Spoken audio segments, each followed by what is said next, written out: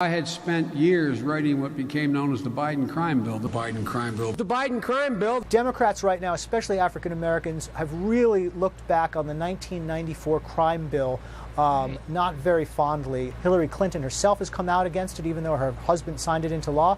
Well, the author of that crime bill was Joe Biden. The Biden crime bill. The Biden crime bill. Biden's 1994 crime bill, while implementing sweeping gun control, also helped fuel mass incarceration with financial incentives to keep people behind bars.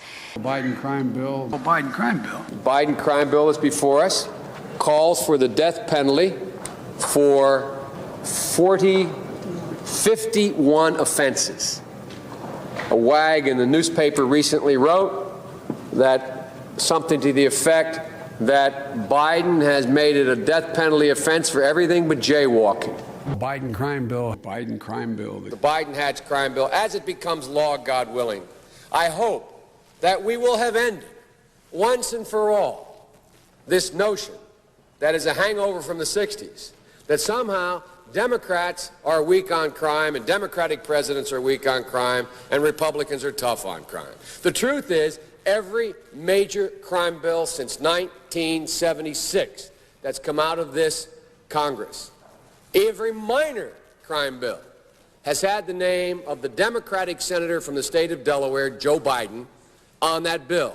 I like the idea they keep in jail longer. I'm the guy that wrote the bill requiring federal judges to keep people in jail 100% of the time for which they're sentenced, and the notable exceptions only 85%. So I'm all for tougher enforcement. Rewrote the statute saying burning the flag in and of itself is a crime, period. Boom.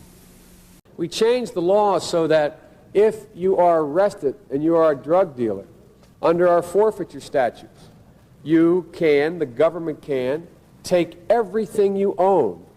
Everything from your car to your house, your bank account, not merely what they confiscate in terms of the dollars from the transaction that you just got caught engaging in. They can take everything.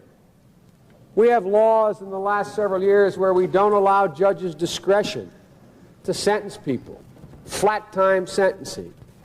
You get caught, you go to jail. We've gone from there all the way up to saying, under the leadership of Senator Thurmond, and I'd like to suggest that I take some small credit for it myself as well, and others, the presiding officer, that there is now a death penalty. And we passed it a couple years ago. If you are a major drug dealer involved in the trafficking of drugs and murder results in your activities, you go to death. And a number of other severe penalties. Back when Bill Clinton's crime bill passed, Joe Biden was such an outspoken supporter, he said, quote, "I'd like to be running and have someone use the crime bill against me." We must take back the streets. It doesn't matter whether or not the person that is accosting your son or daughter or my son or daughter, my wife, your husband, my mother, your parents. It doesn't matter whether or not they were deprived as a youth. It doesn't matter or not whether or not they had no background that enabled them to become socialized into the fabric of society. It doesn't matter whether or not they're the victims of society.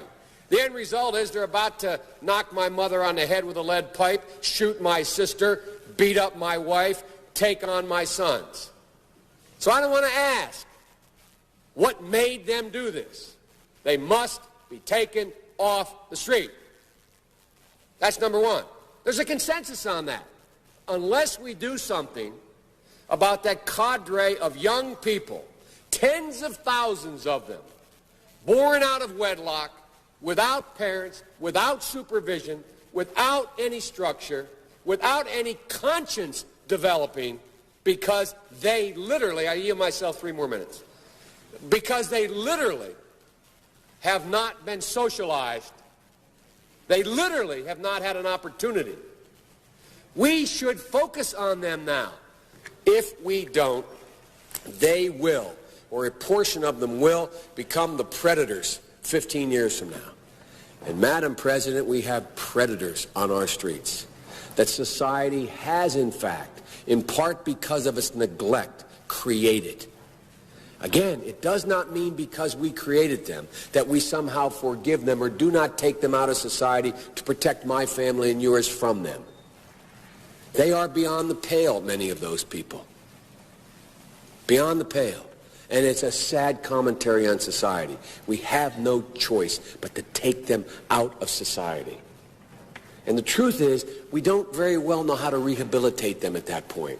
That's the sad truth. I'm the guy that said, rehabilitation, when it occurs, we don't understand it and notice it. Bobby Rush, member of Congress, said the other day, I'm ashamed that I voted for the '94 crime bill. You ashamed of that bill? Not at all. And in fact, I drafted the bill.